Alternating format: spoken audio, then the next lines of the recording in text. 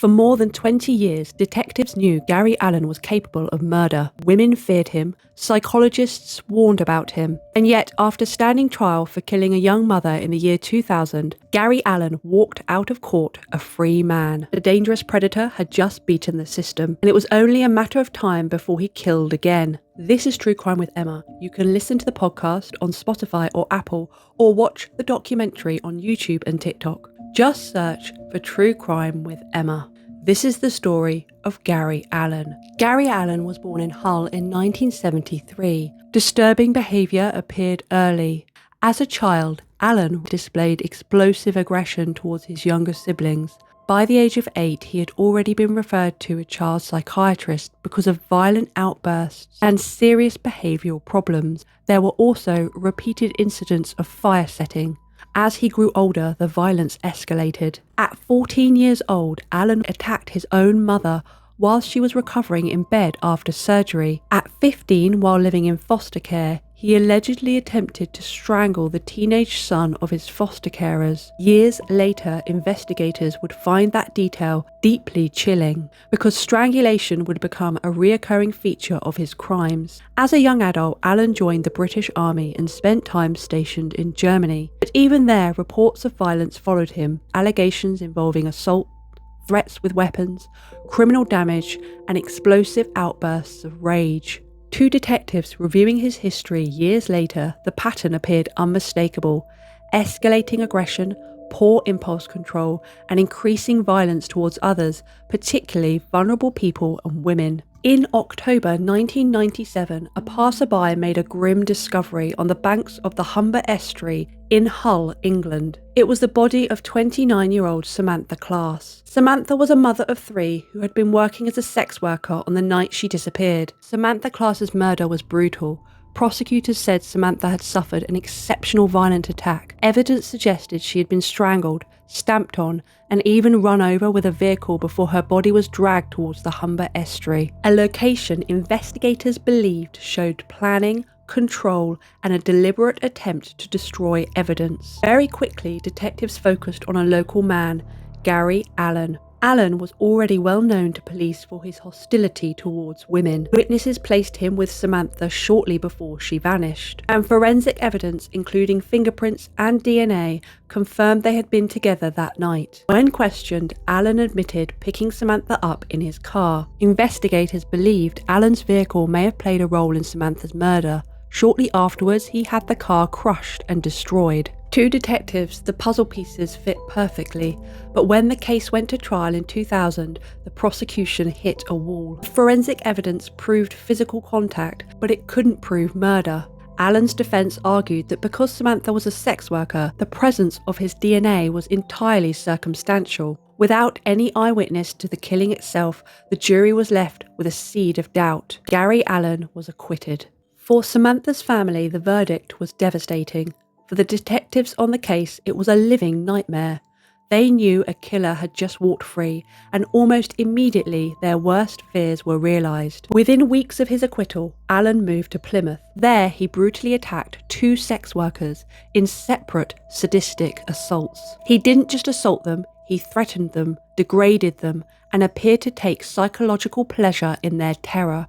This time, he was caught, convicted, and sent to prison. And it was behind bars that the true extent of his depravity finally came to light. During psychiatric and probation assessments, Allen began making chilling admissions. He confessed that he enjoyed causing fear, he enjoyed humiliation, he enjoyed watching women cry. In reports that would later shock a courtroom, Allen openly stated, "I like to frighten them.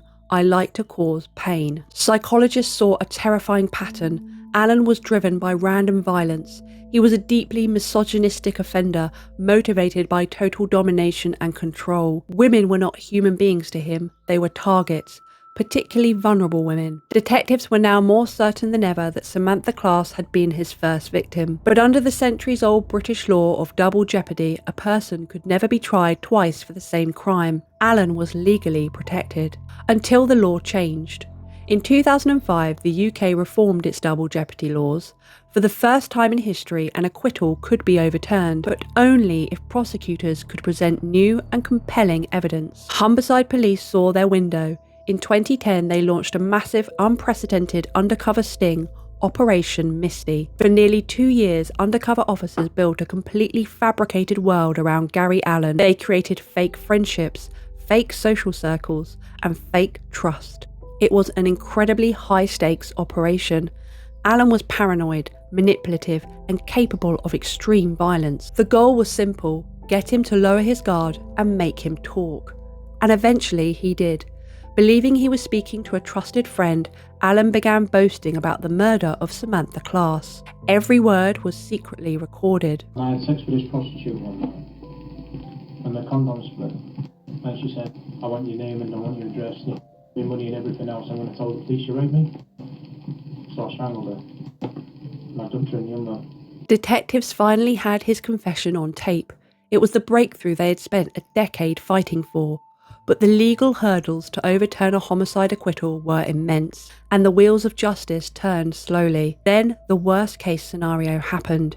In December 2018, 38-year-old Alina Graukova vanished in Rotherham. Originally from Slovakia, Alina was a mother of 4. She was vulnerable, struggling financially, and living a chaotic life. As police reconstructed Alina's final hours, one name surfaced: Gary Allen. He had been living in the area. CCTV and witness evidence showed Alina entering Allen's van shortly before she vanished. Gary Allen had first encountered her at a bus stop months earlier, and what followed would become the centerpiece of a murder investigation that exposed a chilling pattern stretching back more than 2 decades. Hidden among the evidence recovered from Allen's flat was something detectives could scarcely believe: audio recordings he had made himself. On them, his voice grows increasingly hostile, issuing threats and warnings to Alina. I've got a guy next door who's got children who I've probably woken up to bad language because of you. You don't think that makes me feel bad enough? Get out of my life. Get walking. Don't come back here again. Do not knock on my door again. Okay? If you knock on my door again, I'm knocking the out of you. When she vanished, therefore, police were already building a case around Allen, despite having no body, convinced that something terrible had happened. Months later, their fears were confirmed when Elena's remains were discovered concealed in a watercourse near Parkgate, where she had been left after being strangled. Prosecutors uncovered evidence suggesting Allen had searched for tools and locations that could help hide a body. On Allen's damaged mobile phone, they found disturbing images of dead women, searches relating to murder. It painted a picture of a man with a long-standing fascination with violence. The victim was a vulnerable sex worker. She had been strangled. Her body had been left near water. The similarities echoed another unsolved horror from the 1990s, the murder of Samantha Class. Elena's case did more than secure a conviction for her own murder. It helped unlock a decade-old mystery and bring a killer to justice for crimes separated by 21 years. Despite the evidence against him, Allen denied any responsibility for both killings. Allen had targeted women he believed society would overlook, women he thought nobody would protect. But this time the police had a devastating weapon. They didn't just have the new forensics from Alina's murder, they had the undercover recordings from Operation Misty. In 2019, using the undercover confession and the terrifying new murder charge as leverage, the Court of Appeal officially quashed Gary Allen's original acquittal. It was one of the rarest and most significant legal decisions in modern British history. In 2021, 21 years after he first walked out of a courtroom a free man, Gary Allen stood trial again, this time for the murders of both Samantha Class and Alina Graukova. The jury was presented with an overwhelming mountain of evidence spanning 2 decades. They heard the forensics, the history of his sadistic prison admissions, and the secret recordings of a killer boasting about his crimes. The prosecution exposed Allen for what he truly was, a man consumed by a violent hatred of women who derived pure satisfaction from fear and pain. This time there was no doubt.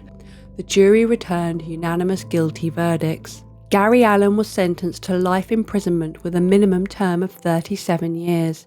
The sentencing judge called him an extremely dangerous man, with a deep-seated and warped view of women. For the families of Samantha and Alina, the verdict brought long-awaited justice, but it also left behind a haunting, tragic truth.